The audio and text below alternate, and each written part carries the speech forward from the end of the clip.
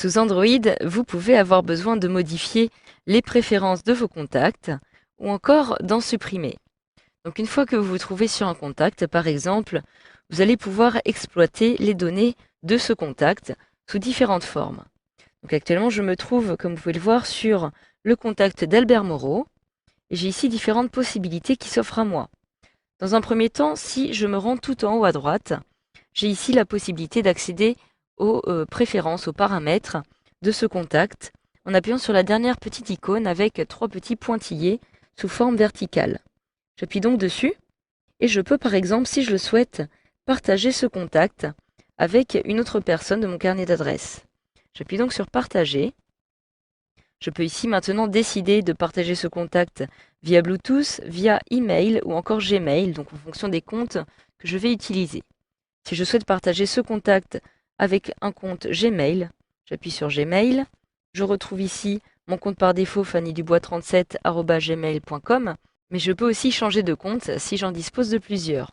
Il me suffit d'appuyer ici pour sélectionner par exemple mon compte professionnel en appuyant dessus pour le sélectionner. Je peux maintenant choisir le destinataire avec qui je souhaite partager ce contact, par exemple Jean Durand. Je retrouve ici son adresse, jeandurand@omotique.fr. Je les sélectionne et en dessous, comme vous pouvez le voir, je retrouve la V-card, la carte d'Albert Moreau qui est en pièce jointe. J'appuie sur envoyer et je viens donc de partager ce contact avec Jean Durand directement depuis mon carnet d'adresses. De la même façon, j'ai aussi la possibilité de gérer l'importation ou l'exportation de ce contact. Toujours en appuyant sur la même petite icône à droite, je peux ici appuyer sur Importer, Exporter afin d'importer ce contact depuis la mémoire, de l'exporter vers la mémoire ou alors encore de partager les contacts qui sont visibles ici dans mon carnet d'adresses. Vous pouvez ainsi gérer vos contacts de cette façon. Je retourne sur la page précédente en appuyant en dehors de cet encadré. Et vous avez aussi maintenant la possibilité, par exemple, de placer un contact sur votre écran d'accueil s'il s'agit par exemple d'un contact avec qui vous échangez régulièrement.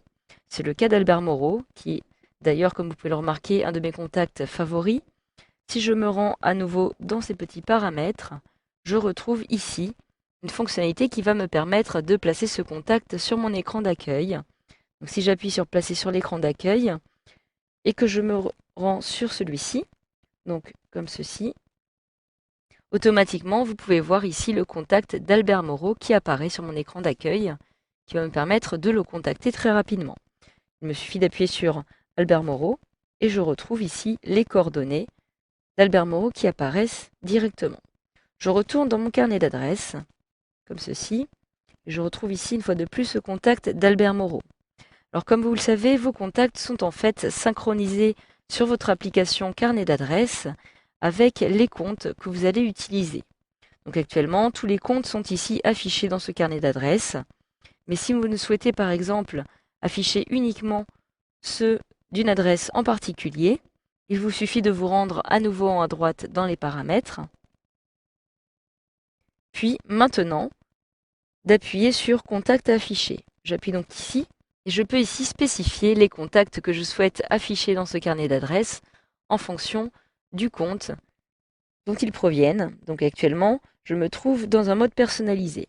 Si j'appuie sur Personnaliser, je retrouve en effet que les trois comptes sont affichés et donc tous les contacts provenant de ces trois comptes vont être affichés.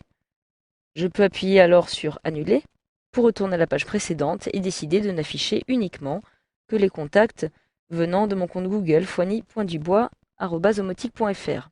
Comme vous pouvez le voir, le nombre de contacts a été modifié puisque je ne dispose actuellement que de 4 contacts, comme vous pouvez le voir.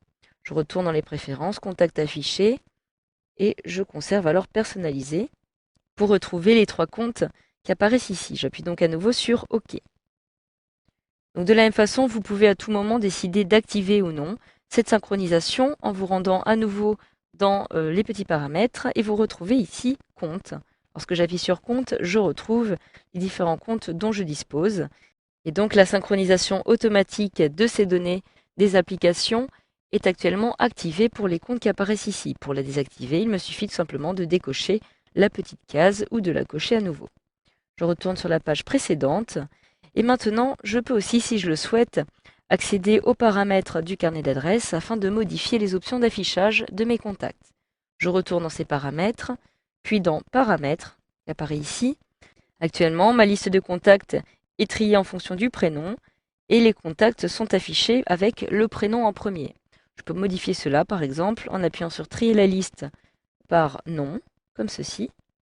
Et donc, puisque cela est plus logique, je peux maintenant afficher les contacts par nom en premier, comme cela. Je retourne sur la page précédente en appuyant en haut à gauche et je retrouve maintenant un affichage qui a été modifié.